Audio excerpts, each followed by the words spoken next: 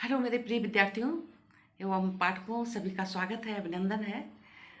जैसा आप जानते हैं कि इस समय नवरात्र का समय चल रहा है और नवरात्र के इस पावन पर्व पर हम आपको बहुत बहुत बधाइयाँ देते हैं। सबकी इच्छाएं पूरी हों।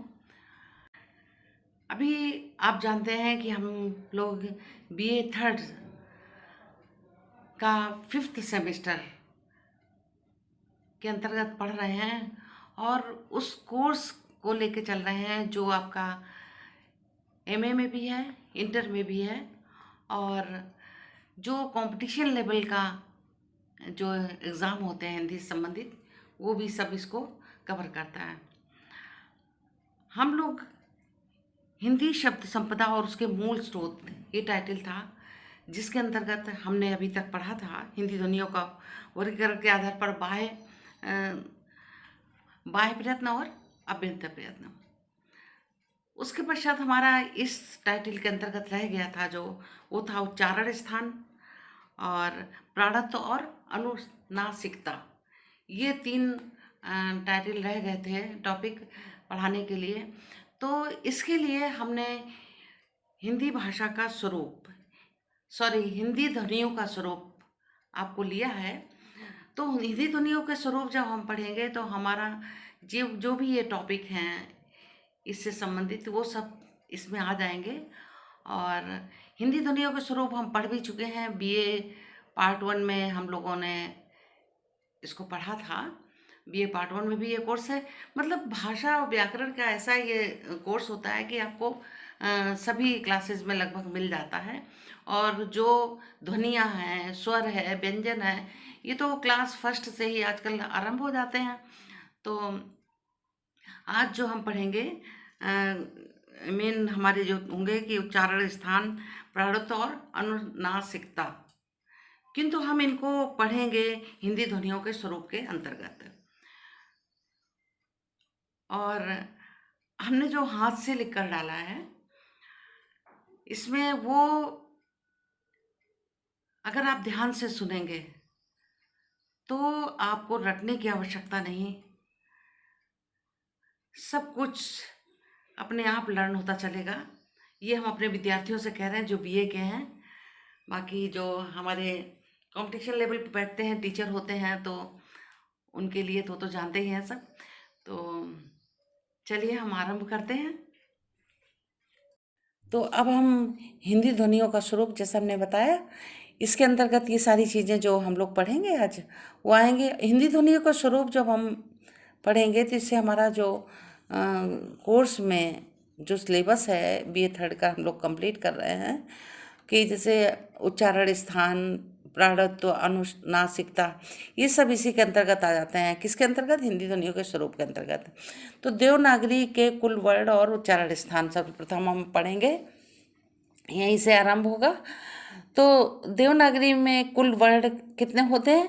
52 वर्ण होते हैं, जिनका उच्चारण स्थान हमने निम्नलिखित रूप से प्रदर्शित कर दिया है। तो हम निम्नलिखित रूप से प्रदर्शित कर सकते हैं। तो मैं, चूंकि ये सब एग्ज़ाम में पूरा नहीं है हर चीज़ लिखने का, इसमें शॉर्ट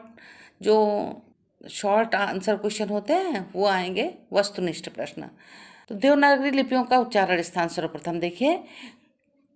देवनागरी लिपि में वर्णों का उच्चारण स्थान मुख्य रूप से कंठ, तालु, मूर्धा, दंत, ओष्ठ आते हैं। अब जो ये नोट्स आप देख रहे हैं, ये नोट्स आपको बुक में नहीं मिलेंगे, हमने अपने हिसाब से तुम्हें समझाने के हिसाब से लिखे हैं, जिनमें से जो ये मुख्य स्थान हो गए उच्चारण स्थान। उच्चारण जो है स्थान ये आपके इसमें है सिलेबस में, कर उच्चारण स्थान करके सिलेबस में, मतलब कुछ चीज़ें हैं इस तरह से उन्होंने दी हैं। और ये जो है जो हम आज पढ़ रहे हैं ये बीए फर्स्ट ईयर में भी है, व्याकरण में, एमए में भी है, इंटर में भी है, और छोटे क्लास से ही ये सब शुरू हो जाता है। तो देखिए आगे, जिनमें से का वर्ग उच्चारण स्थान क्या है? कंठ है। च वर्ग उच्चारण स्थान क्या है? तालु है। उच्चारण स्थान आता है इम्तहान में, मतलब चाहे वो एमए हो, इंटर हो, बीए हो, है ये बीए थर्ड का सिलेबस के अनुसार हमने डाला है कोर्स, लेकिन ये सब में है। ट वर्ग उच्चारण स्थान क्या है? मूर्धा। क वर्ग का उच्चारण स्थान क्या है? कंठ। च वर्ग का उच्चारण स्थान क्या है? तालु। टा वर्ग का उच्चारण स्थान क्या है? मूर्धा। ता वर्ग का उच्चारण स्थान क्या है? दांत, दंत्य, दंत करके आता है, पूछते हैं हम। पा वर्ग का उच्चारण स्थान क्या है? ओष्ठ। पावर का उच्चारण स्थान क्या है? ओष्ठ। अब य, र, ल, वा, ये क्या है? अंतस्थ व्यंजन है। य, र, ल, वा को क्या कहेंगे? अंतस्थ व्यंजन। अब इनका जो है अंतस्थ व्यंजन का उच्चारण स्थान देखिए। या का उच्चारण स्थान तालु, रा और री का उच्चारण स्थान मूर्धा, रा को लुंठित व्यंजन भी कहते हैं, ला को लुंठित व्यंजन, ये आ जाता है। इस तरह की चीज़ पूछते हैं ना जो ज़्यादा, हाँ, आपने छोटे से देखी नहीं होंगी।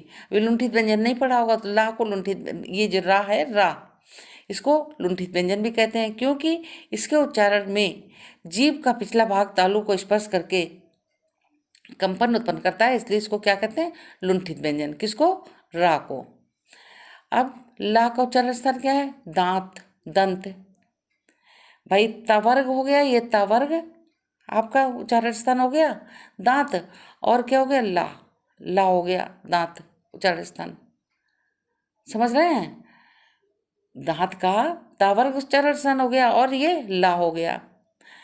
वा का उच्चारण स्थान क्या है? दंतोष्ठ, माने दांत और ओंठों का प्रयोग होता है वा का उच्चारण स्थान। अब ड और ढा, ड और ढा का उच्चारण स्थान क्या है? मूर्धन्य। दा और ला का उच्चारण स्थान क्या है? मूर्धन्य। ऐसे टा वर्ग जो है मूर्धा से ही है, ये भी मूर्धन्य है। अभी व्यंजन आए, व्यंजन क्या है? पहले आपने स्वरों का भी पढ़ा, तो स्वर कितने हैं? 11 होते हैं। और स्वर कैसे कहते किसे हैं? स्वर जो है वो अपने आप में स्वतंत्र होते हैं।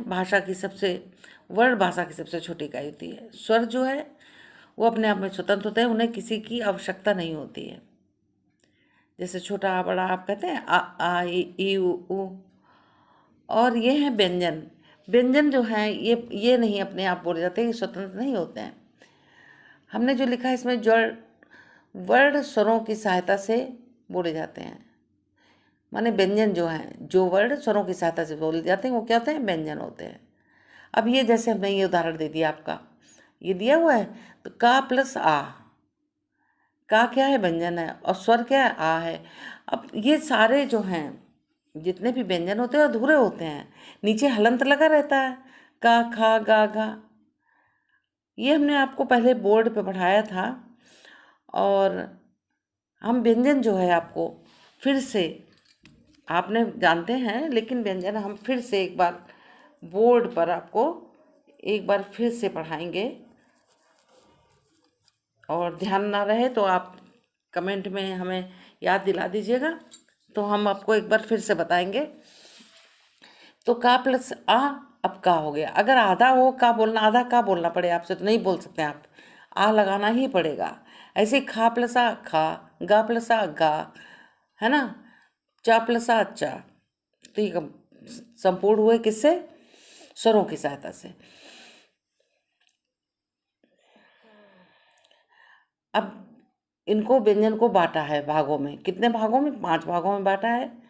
प्रयत्न के आधार पर व्यंजन के भेद, उच्चारण के आधार पर व्यंजन के भेद, स्वर तंत्रियों के आधार पर व्यंजन के भेद, श्वास के आधार पर श्वास या प्राण, जैसे प्राणत्व तुम्हारे करके आ गया उसमें कोर्स में, BA 3rd में क्या आया? प्राणत्व शब्द आया।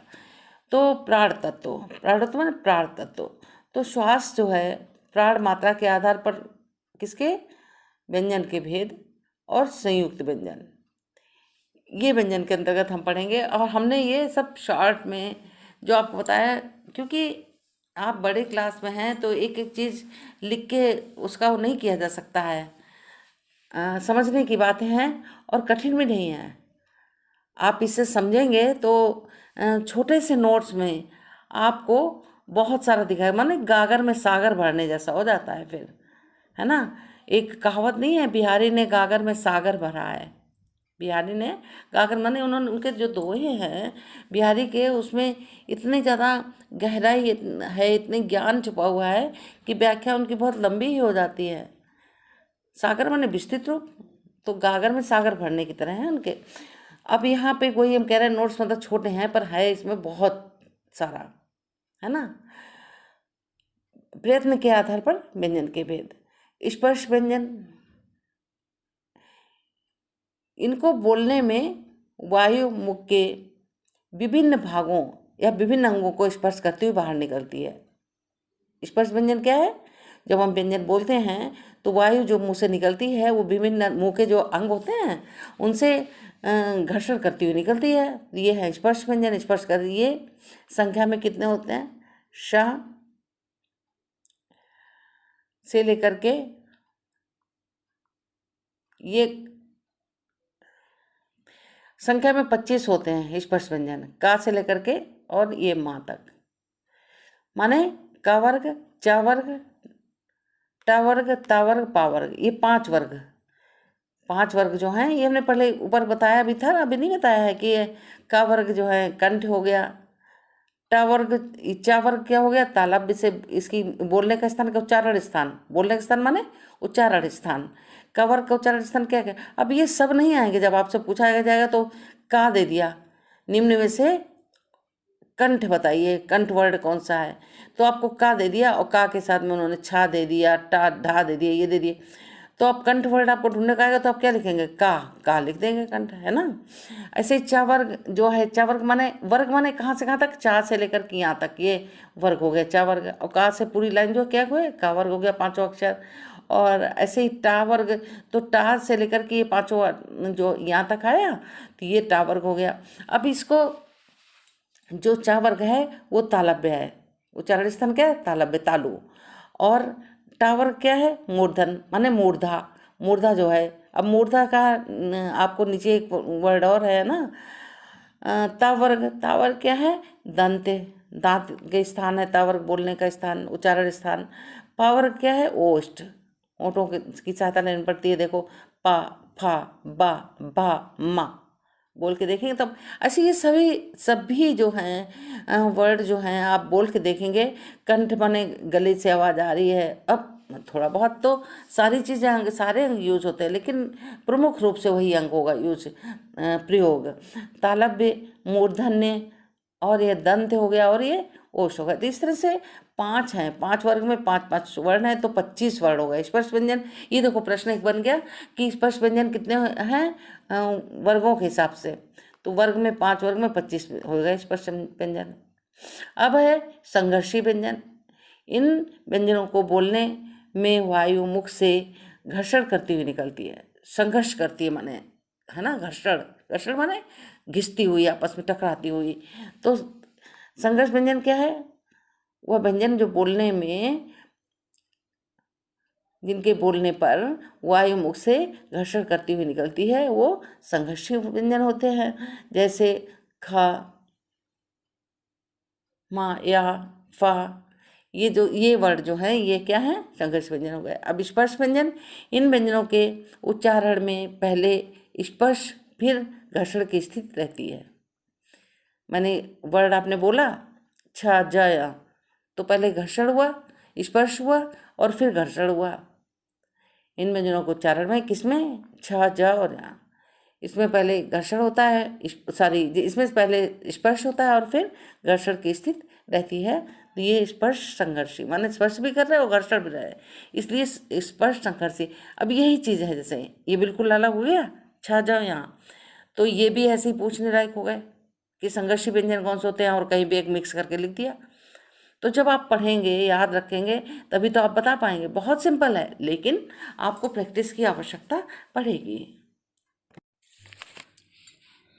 अब देखिए अंतस्थ व्यंजन, ये संख्या में 4 होते हैं, 11 लावा अंतस्थ व्यंजन, और इनका बोलने का जो है हमने आपको उच्चारण स्थान बता दिया था अभी।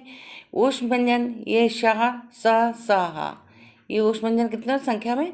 4 होते हैं। बहुत ही इंपॉर्टेंट टॉपिक है ये।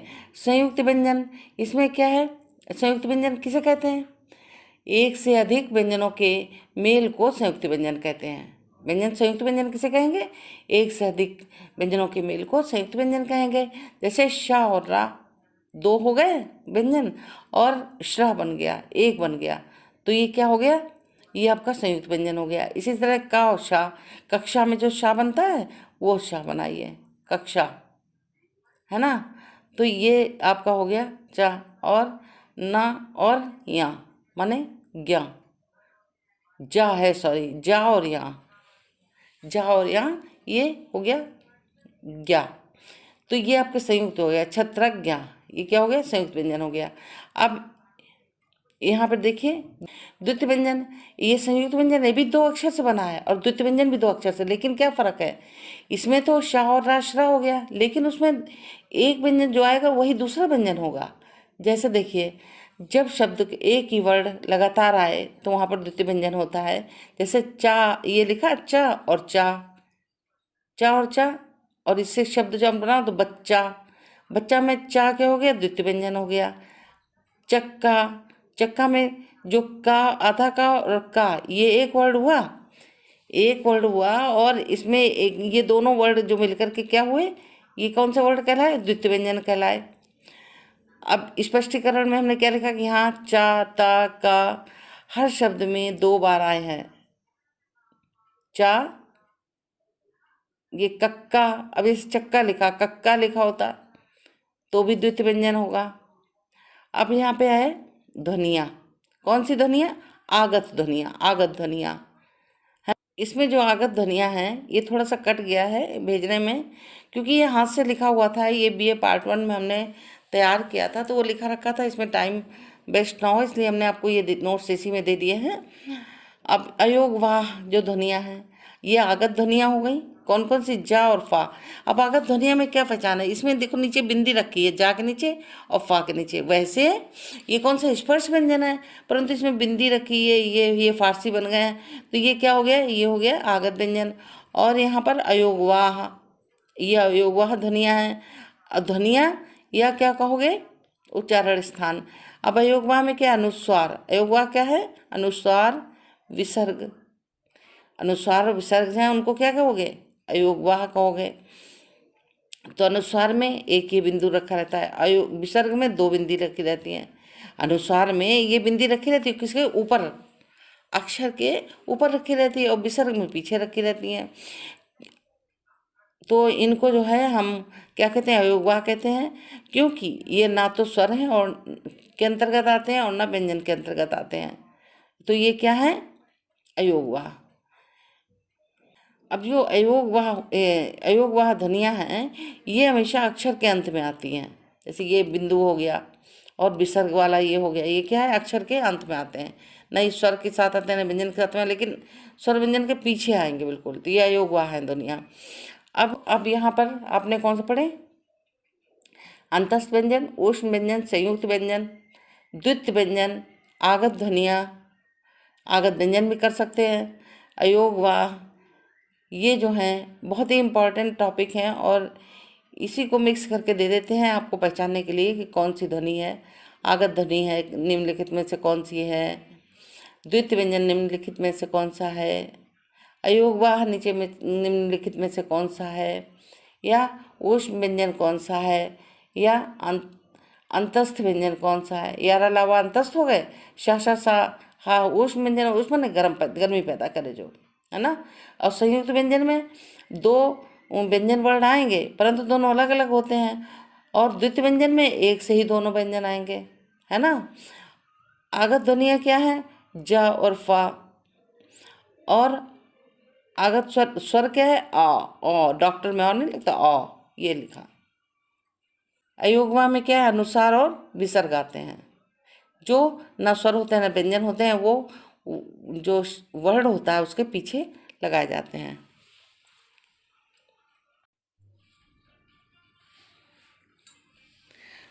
अब ये देखिए, प्राण मात्रा के आधार पर व्यंजनों के भेद है, ऐसे स्वतंत्री के आधार पर व्यंजनों के भेद है। तो अल्पप्राण और महाप्राण, अब देखो ये हम आपको समझा चुके हैं, इसमें अभी इसी चैप्टर में आपका प्रयत्न करके था, तो हमने बाह्य प्रयत्न अभ्यंतर प्रयत्न में ये आए हुए थे, लेकिन आप ये देखिए प्राण मात्रा या श्वास के आधार पर व्यंजनों के भेद। अब अल्पप्राण किसे कहते हैं, इन व्यंजनों के उच्चारण में, किसके, अल्पप्राण में, इन व्यंजनों के उच्चारण में सीमित माने कम वायु मुख से बाहर निकलती है। किसमें? अल्प प्राण। अल्प माने थोड़ी, प्राण माने वायु, है ना। तो अल्प माने थोड़ी वायु निकलती है, ये अल्प प्राण होते हैं। जिन वर्णों को बोलने में थोड़ी वायु मुंह से निकलती है वो अल्प प्राण कहलाते हैं। या ध्वनियाँ होती हैं जैसे ट। प्रत्येक वर्ग की पहली, तीसरी और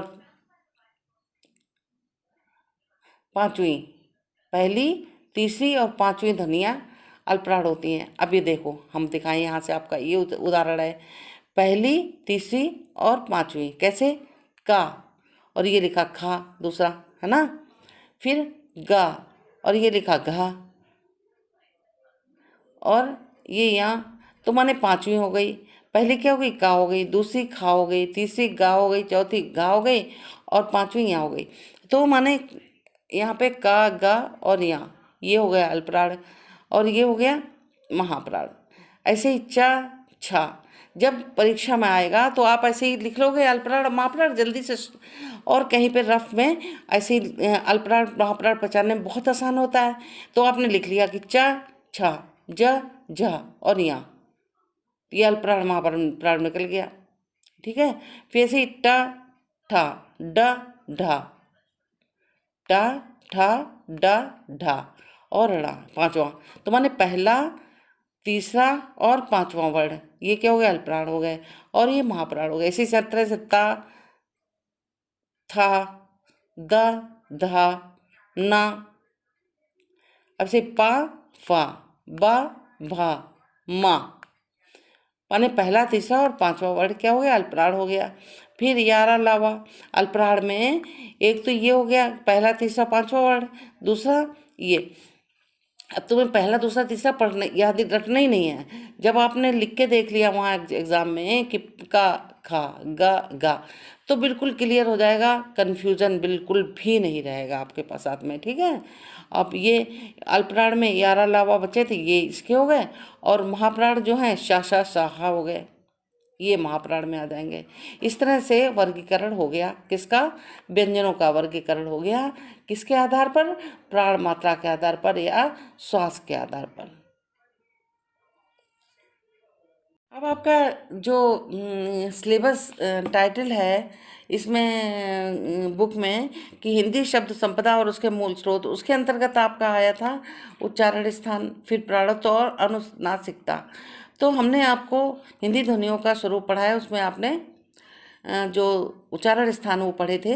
अब आया आपका प्राणत्व, उसके बाद हम लोग अनुनासिकता देखेंगे। तो प्राणत्व क्या है? प्राण शब्द संस्कृत से लिया गया है जिसका अर्थ होता है सांस, हवा, जीवन या जीवन शक्ति। ठीक है। तो प्राणत्व का अर्थ है, जब आप जो दिया गया टॉपिक उसका आपका जब तक आपको उसका माने नहीं मालूम है शब्दों को तो आप कैसे समझेंगे। तो प्राणत्व का अर्थ है जीवन का मूल तत्व, वह ऊर्जा जो हमें जीवित रखती है और हमें महसूस कराती है। प्राणत्व का संबंध योग और ध्यान से भी है, जहाँ लोग अपने प्राणों की नियंत्रित करने और संतुलित करने का अभ्यास करते हैं, है ना। अनुलोम विलोम ये सब नहीं करते हैं। वर्णमाला में प्राणत्व, हिंदी वर्णमाला में व्यंजनों के उच्चारण में मुख से निकलने वाली वायु को मात्रा के आधार पर अल्पप्राण और महाप्राण की अवधारणा है। अल्पप्राण व्यंजनों के उच्चारण में कम वायु में निकलती है, ये हम आपको बता चुके हैं अल्पप्राण महाप्राण। और महाप्राण क्या है? महाप्राण की अवधारणा क्या है कि अल्पप्राण व्यंजनों के उच्चारण में कम वायु निकलती है, महाप्राण व्यंजनों के बोलने में उच्चारण में मुख से जो वायु निकलती है वो अधिक निकलती है। इसके बाद आपका आ जाता है अनुनासिकता, ये आपके सिलेबस के अंतर्गत चल रहा है, तो इसमें आपके आया अनुनासिकता। अनुनासिकता क्या है? जिन शब्दों के उच्चारण में फेफड़ों से आती हवा या वायु मुंह के साथ नाक से भी निकलती है, हिंदी में यह विशेषता चंद्र बिंदु द्वारा दर्शाई जाती है। जैसे ये चंद्र बिंदु ऊपर बना आके। हाँ। अनुनासिक शब्द क्या है? ये अनुनासिकता हो गई। अनुनासिक शब्द क्या है? कई स्वरों को बोलने के लिए मुंह और नासिका, नासिका माने नाक, दोनों का प्रयोग किया जाता है, या यह कहा जा सकता है कि जो वर्ड मुंह और नासिका दोनों से उच्चरित किए जाते हैं, उच्चरित माने उच्चारण किए जाते हैं, बोले जाते हैं, उन्हें अनुनासिक शब्द कहते हैं। अनुनासिक अक्षर के ऊपर, अनुनासिक अक्षर के ऊपर चंद्र बिंदु लगाकर लिखे जाते हैं। जो अनुनासिक जो वर्ड शब्द होते हैं उसमें क्या है, उन पर ऊपर चंद्र बिंदु लगाते हैं तब वो पूरा पूरा होता है, वो अनुनासिक कहे जाते हैं, अनुनासिक अक्षर कहे जाते हैं। तो ये आपका हो गया अनुनासिकता।